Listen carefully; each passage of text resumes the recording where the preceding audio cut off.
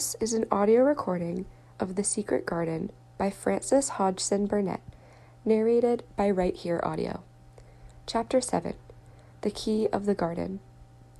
2 days after this, when Mary opened her eyes, she sat upright in bed immediately and called to Martha. "Look at the moor! Look at the moor!" The rainstorm had ended, and the gray mist and clouds had been swept away in the night by the wind.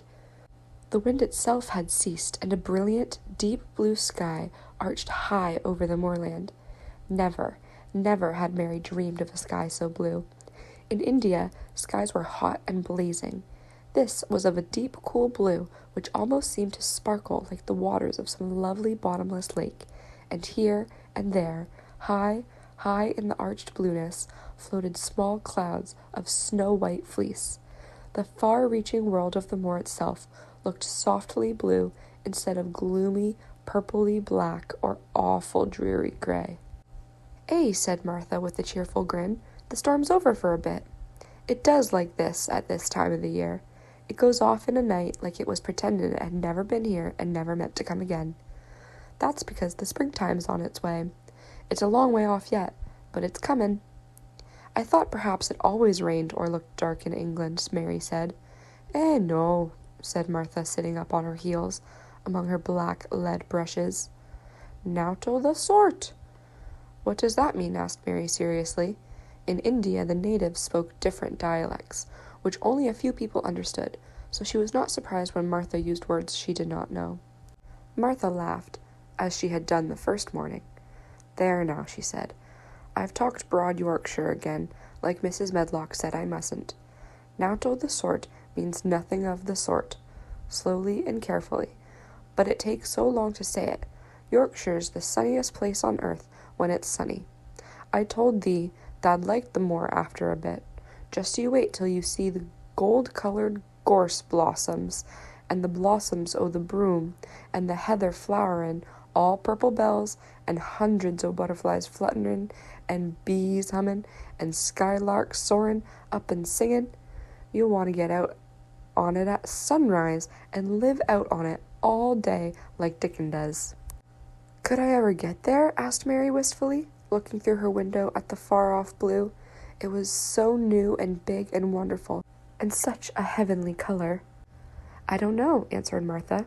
"Thou's never used the legs since thou was born, it seems to me. Thou couldn't walk 5 miles. It's 5 mile to our cottage. I should like to see your cottage." Martha stared at her moment curiously before she took up her polishing brush and began to rub the grate again.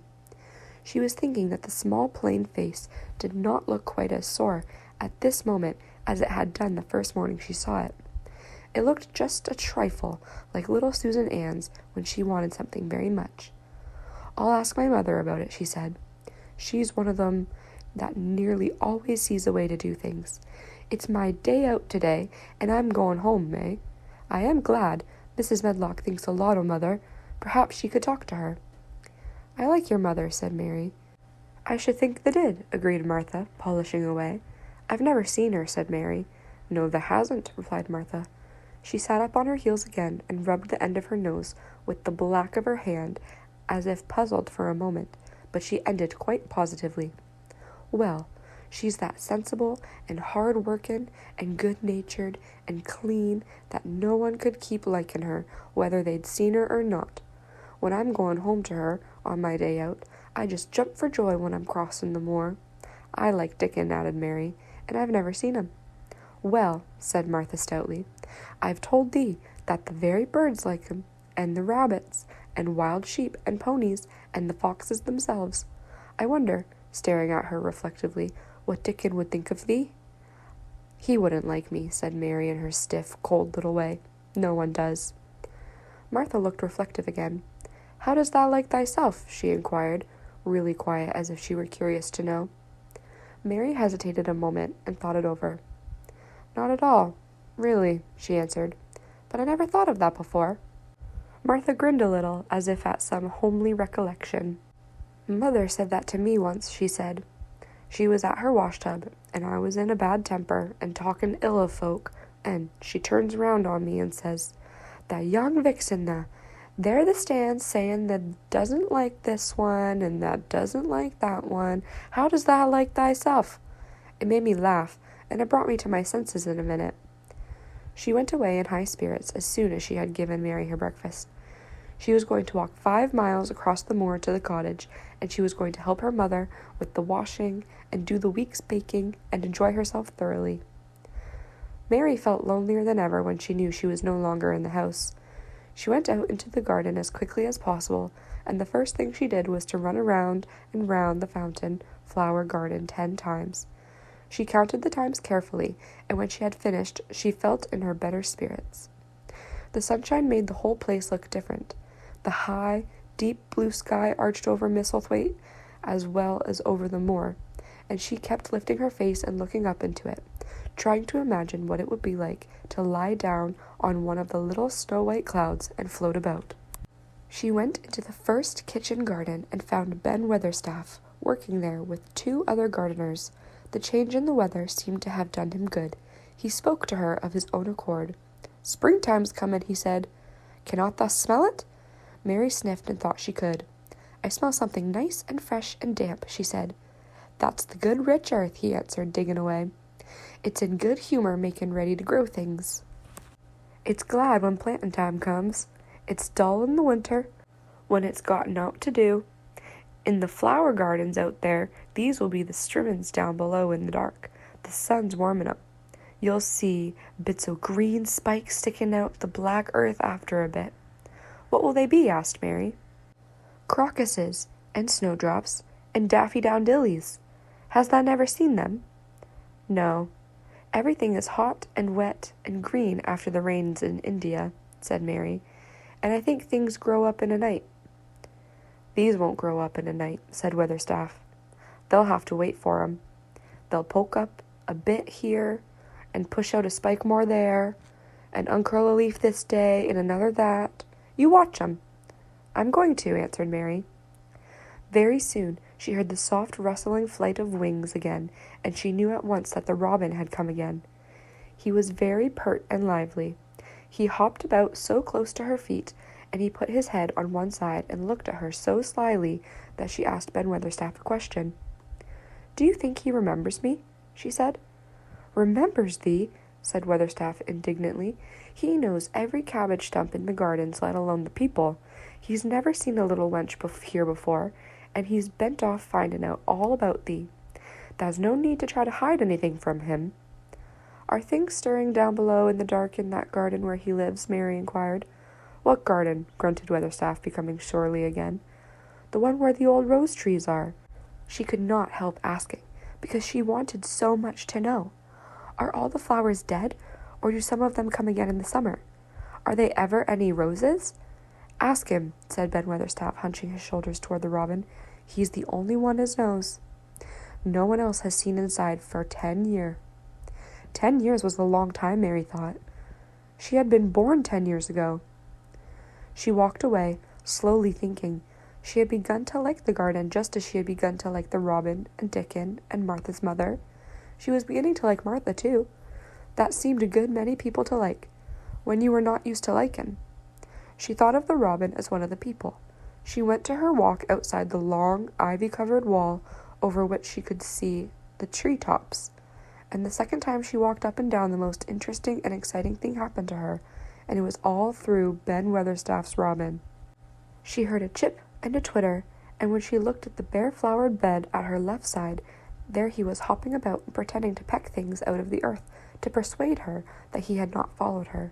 But she knew he had followed her, and the surprise so filled her with delight that she almost trembled a little.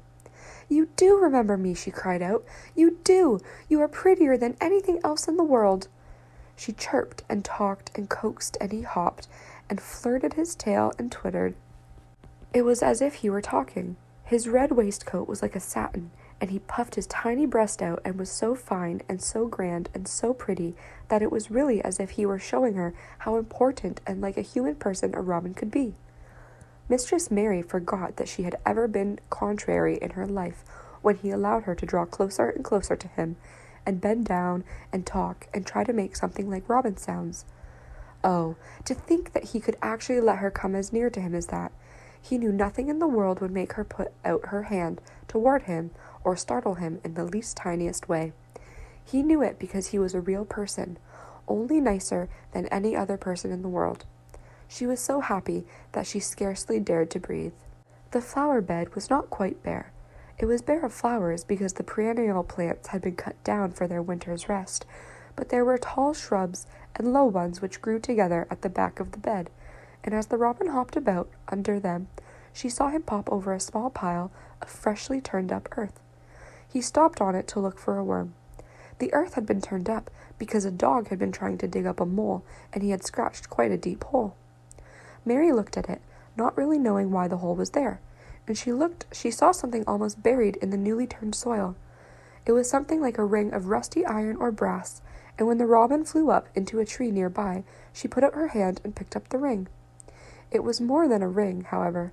It was an old key, which looks as if it had been buried a long time. Mistress Mary stood up and looked at it with almost a frightened face as it hung from her finger. "Perhaps it had been buried for 10 years, she said in a whisper. "Perhaps it is the key to the garden." Chapter 8. The Robin Who Showed the Way. She looked at the key quite a long time. She turned it over and over and thought about it. As I have said before, she was not a child who had been trained to ask permission or consult her elders about things. All she thought about was the key, that, if it was the key to the closed garden, and she could find out where the door was, she could perhaps open it and see what was inside the walls and what had happened to the old rose trees. It was because it had been shut up for so long that she wanted to see it. It seemed as if it must be different from other places, and that something strange must have happened to it during 10 years. Besides that, if she liked it, she could get into it every day and shut the door behind her, and she could make up some play of her own and play it quite alone. Because nobody would ever know where she was, but would think the door was still locked and the key buried in the earth. She thought of that pleased her very much. Living, as it were, all by herself in a house with 100 mysteriously closed rooms and having nothing whatever to do to amuse herself, had set her inactive brain to working, and it was actually awakening her imagination. There is no doubt that the fresh, strong, pure air from the moor had a great deal to do with it, just as it had given her an appetite, and fighting with the wind had stirred her blood, so the same things had stirred her mind. In India she had always been too hot and languid and weak to care much about anything, but in this place she was beginning to care and to want to do things. Already she feels less contrary, though she did not know why. She put the key in her pocket and walked up and down her walk. No one but herself ever seemed to come there, so she could walk slowly and look at the wall, or, rather, at the ivy growing on it. The ivy was the baffling thing. Howsoever carefully she looked, and she could not see anything but thickly growing glossy dark green leaves. She was very much disappointed. Something of her contrariness came back to her as she placed the walk and looked over at the treetops inside. It seemed so silly, she said to herself, to be near it and not be able to get in.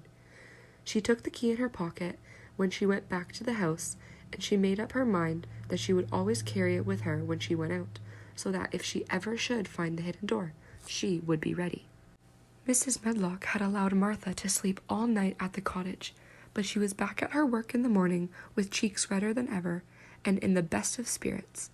"I got up at 4 o'clock, she said. It was pretty on the moor with the birds getting up and the rabbits scampering about and the sun rising. I didn't walk all the way. A man gave me a ride in his cart, and I can tell you I did enjoy myself." She was full of stories of the delights of her day out. Her mother had been glad to see her, and they had got the baking and washing all out of the way. She had even made each of the children a dough cake with a bit of brown sugar in it. I had 'em all pippin' hot when they came in from playin' on the moor. And the cottage all smelt nice, clean hot bacon, and there was a good fire, and they just shouted for joy. Our Dickon, he said our cottage was good enough for a king to live in. In the evening, they had all sat around the fire, and Martha and her mother had sewed patches on Tom's clothes and mended stockings, and Martha had told them about the little girl who had come from India, and who had been waited on all her life by what Martha called blacks, until she didn't know how to put on her own stockings. "They did like to hear about you," said Martha. They wanted to know all about the blacks and about the ship you came in. I couldn't tell them enough." Mary reflected a little. "I'll tell you a great deal more before your next day out," she said, "so that you will have more to talk about. I dare say they would like to hear about riding on elephants and camels, and about the officers going to hunt tigers." "My word!" cried delighted Martha. "It would set 'em clean off their heads.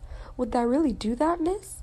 It would be same as a wild beast show, like when they heard they had in York once."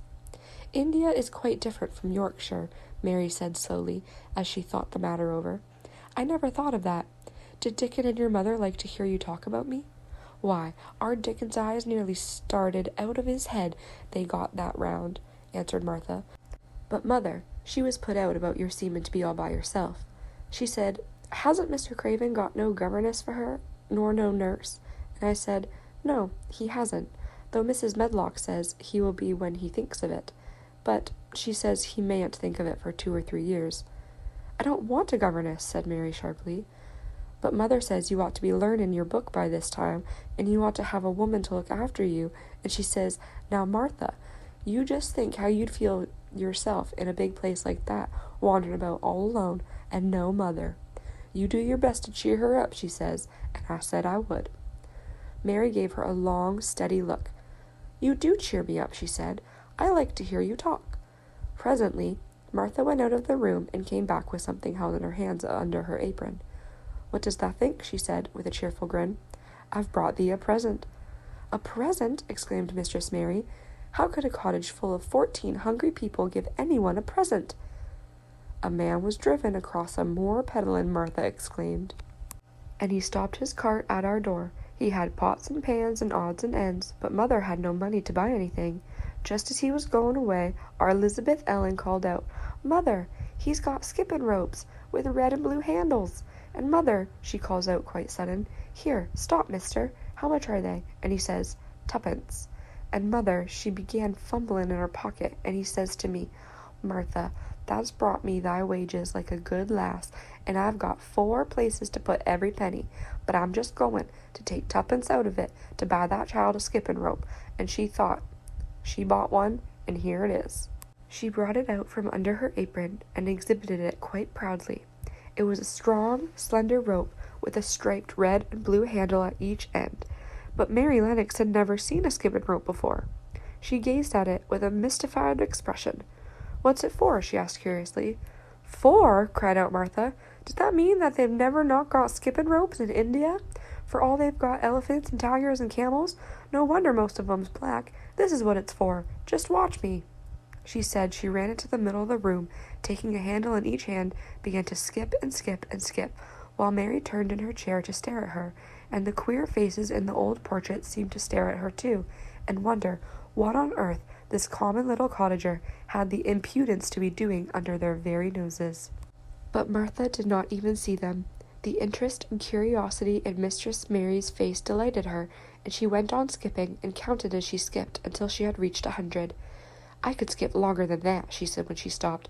"I've skipped as much as 500 when I was 12, but I wasn't as fat then as I am now, and I was in practice." Mary got up from her chair, beginning to feel excited about herself. "It looks nice," she said. "Your mother is a kind woman. Do you think I could ever skip like that?" "You just try it," urged Martha, handing her the skipping rope. "You can't skip 100 at first, but if you practice, you'll mount up. That's what mother said. She says, 'Nothing will do her more good than skipping rope. It's the sensiblest toy a child can have. Let her play out the fresh air skipping, and it'll stretch her legs and arms and give her some strength in 'em.'" It was plain that there was not a great deal of strength in Mistress Mary's arms and legs when she first began to skip. She was not very clever at it, but she liked it so much that she did not want to stop. "Put on the things and run and skip outdoors," said Martha. "Mother said I must tell you to keep outdoors as much as you could, even when it rains a bit, so as thou wrap up warm." Mary put on her coat and hat and took her skipping rope over her arm. She opened the door to go out, and then suddenly thought of something and turned back rather slowly. "Martha," she said, "they were your wages. It was your 2pence, really." "Thank you," she said it stiffly because she was not used to thanking people or noticing that they did things for her. "Thank you," she said, and held out her hand because she did not know what else to do. Martha gave her hand a clumsy little shake, as if it was not accustomed to do this sort of thing either. Then she laughed. That a queer old womanish thing. If that'd been our Elizabeth, Ellen, that'd give me a kiss. Mary looked stiffer than ever. Do you want me to kiss you? Martha laughed again. Nay, not me, she answered. If that was different, perhaps tha'd want to thyself. But that isn't. Run off outside and play with thy rope. Mistress Mary felt a little awkward as she went out of the room. Yorkshire people seemed strange, and Martha was always rather a puzzle to her. At first she had disliked her very much, but now she did not. The skipping rope was a wonderful thing. She counted and skipped and counted until her cheeks were quite red, and she was more interested than she had ever been since she was born. The sun was shining, and a little wind was blowing. Not a rough wind, but one which came in a delightful little gust and brought a fresh scent of newly turned earth with it. She skipped round the fountain garden, and up one walk and down another. She skipped at least into the kitchen garden, and saw Ben Weatherstaff digging and talking to his robin, which was hopping about him. She skipped down the walk toward him, and he lifted his head and looked at her with a curious expression. She had wondered if he would notice her.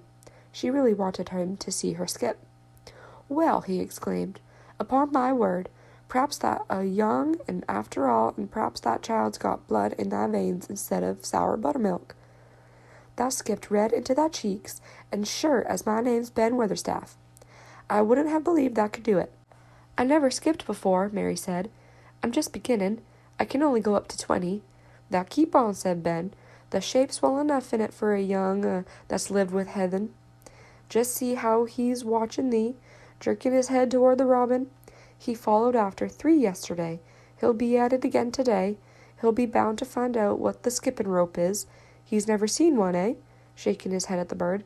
Thy curiosity will be the death of thee sometime if that doesn't look sharp. Mary skipped round all the gardens, round the orchard, resting every few minutes. At length she went to her own special walk and made up her mind to try if she could skip with the whole length of it. It was a good long skip, and she began slowly, but before she had gone halfway down the path, she was so hot and breathless that she was obliged to stop. She did not mind much, because she had already counted up to 30. She stopped with a little laugh of pleasure, and there, lo and behold, was the robin swaying on a long branch of ivy. He had followed her, and he had greeted her with the chirp. As Mary had skipped toward him, she felt something heavy in her pocket strike against her at each jump, and when she saw the robin, she laughed again. You showed me where the key was yesterday, she said. You ought to show me the door today, but I don't believe you know. The robin flew from his swinging spray of ivy to the top of the wall, and he opened his beak and sang a loud, lovely trill, merely to show off. Nothing in the world is quite as adorably lovely as a robin when he shows off, and they are nearly always doing it. Mary Lennox had heard a great deal about magic in her Aya's stories, and she always said that what happened almost at the moment was magic. One of the nice little gusts of wind rushed down the walk, and it was stronger one than the rest. It was strong enough to wave the branches of the trees, and it was more than strong enough to sway the trailing sprays of untrimmed ivy hanging from the wall. Mary had stepped close to the robin, and suddenly the gust of wind sprung aside some loose ivy trails, and more suddenly still she jumped toward it and caught it in her hand. This she did because she had seen something under it, a round knob which had been covered by the leaves hanging over it. It was the knob of a door. She put her hands under the leaves and began to pull and push them aside. Thick as the ivy hung, it nearly all was loose and swinging curtain, though some had crept over wood and iron. Mary's heart began to thump and her hands to shake a little in her delight and excitement. The robin kept singing and twittering away, and tilting his head on one side, as if he were as excited as she was. What was this under her hands, which was square and made of iron, and which her fingers found a hole in? It was the lock of the door, which had been closed 10 years, and as she put her hand in her pocket, drew out the key, and found it fitted the keyhole. She put the key in and turned it. It took 2 hands to do it, but it did turn. And then she took a long breath, and looked behind her up the long walk to see if anyone was coming. No one was coming. No one ever did come, it seemed, and she took another long breath, because she could not help it, and she held back the swinging curtain of ivy and pushed back the door, which opened slowly, slowly. Then she slipped through it and shut it behind her, and stood with her back against it, looking about her and breathing quite fast with excitement and wonder and delight. She was standing inside the secret garden.